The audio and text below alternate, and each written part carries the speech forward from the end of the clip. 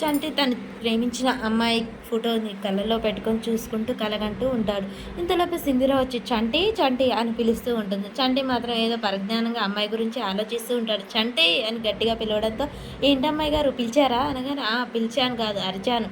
ఏంటి ఏమో ఆలోచిస్తున్నావు? నాకు అర్థమైందిలే. ఎప్పుడు చలాగ్గా ఉండే నువ్వు ఏదో ఆలోచిస్తున్నావు ఏంటి అనగానే, అదే అమ్మాయి గారు నేను ప్రేమించిన అమ్మాయి నాకు కలుస్తుందా?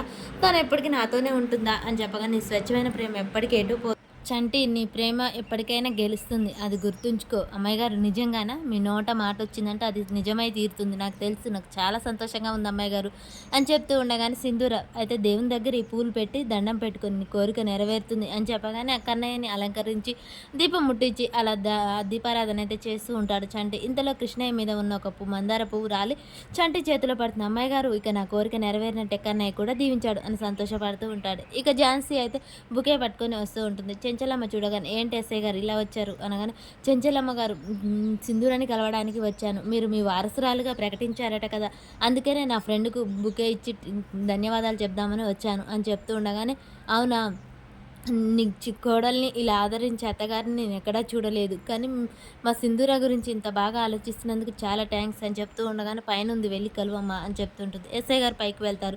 సింధూరకు బుకే ఇస్తుండగానే, ఏంటి నాకు తెచ్చావు అని చెప్పేసి అనగానే, నువ్వు నిన్నిచ్చిన తీర్పు ఊరు మారుమోగిపోతుంది. నీ మంచితనమే నీకు అండగా ఉంటుంది, తీసుకో అని చెప్పగానే తీసుకుంటుంది. నువ్వు నాతో బయటికి రావాలి అనగానే, అత్తమ్మ ఒప్పుకుంటుందా అని చెప్పేసి అంటూ ఉంటుంది. వద్దులే బయటికి వస్తే అత్తమ్మ బాధపడుతుంది అని సింధూర అనగానే, పర్వాలేదు నాతో కదా అని చెప్పేసి అంటూ ఉండగానే కాఫీ తీసుకొచ్చిస్తాడు. చంటి చాలా మంచివాడు, చాలా మంచి తను ఉన్నవాడు. నువ్వు సర్టిఫికేట్ ఇచ్చాడంటే తను మంచివాడే అయి ఉంటాడు అని చెప్పగానే, నాకు పని ఉంది అమ్మగారు అని చంటి చిగ్గుపడుతూ వెళ్ళిపోతూ ఉంటాడు. సరే సింధూర, నువ్వు నాతో పాటు బయటికి వస్తావా లేదా అని చెప్పేసి అడగగానే, అత్తమ్మ ఒప్పుకుంటుంది కానీ అలా బయటికి రావడం నాకు ఇష్టం లేదు. అంటే మీ అత్తమ్మ పంపదని నాకు నమ్మకం అని చెప్పాను. లేదు మా అత్తమ్మ పంపుతుంది అని చెప్పేసి ఇద్దరు కిందికి దిగి వస్తారు. అత్తమ్మ, నేను మా ఫ్రెండ్‌తో అలా తన ఇంటికి వెళ్ళొస్తాను అని చెప్పగానే చెంచలమ్మ అలాగే చూస్తూ ఉంటుంది. కేశవ వెళ్ళిరామ్మా అని చెప్తాడు. సింధు పద వెళ్దాం అని చెప్పేసి ఝాన్సీ అంటూ ఉంటుంది. చెంచలమ్మ ఒక్కసారిగా ఆగు సింధురా అని చెప్పేసి అనగానే సింధూర షాక్ అయి చూస్తూ ఉంటుంది. వద్దమ్మా, నువ్వు బయటికి వెళ్ళడానికి వీల్లేదు అని చెప్పగానే సింధూర అలాగే చూస్తూ ఉంటుంది. ఝాన్సీ, చూసావా నేను చెప్పిందే నిజమైంది అన్నట్టుగా చూస్తూ ఉంటుంది. అదేంటండి, పక్కనే కదా మా ఇల్లు, మేము కాసేపు ఫ్రెండ్‌తో సరదాగా గడిపొస్తానికే కదా తీసుకెళ్లేది, ఏమవుతుంది అని ఝాన్సీ అడుగుతుంది. లేదమ్మా, తనకు బయటి గాలి పడదు, వద్దు అని చెప్పగానే కేశవ కూడా అలాగే కోపంగా చెంచలమ్మ వైపు చూస్తూ ఉంటుంది. ఎందుకు ఇలా సింధూర విషయంలో ఇలా కఠినంగా ప్రవర్తిస్తుంది అని చెప్పేసి అనగానే, అత్తమ్మ అది కాదు, బయటికి వెళ్ళొస్తే ఏమవుతుంది అని చెప్పేసి సింధూర కూడా అడుగుతుంది. చంటి కూడా, పంపండి అమ్మాయి గారు, స్నేహితురాలతోనే కదా అమ్మగారు అని చెప్పగానే, చంటి నోర్మి, నీకేం తెలుసు అని మాట్లాడుతున్నాను కానీ తప్పైపోయింది అమ్మగారు అని చంటి అంటాడు.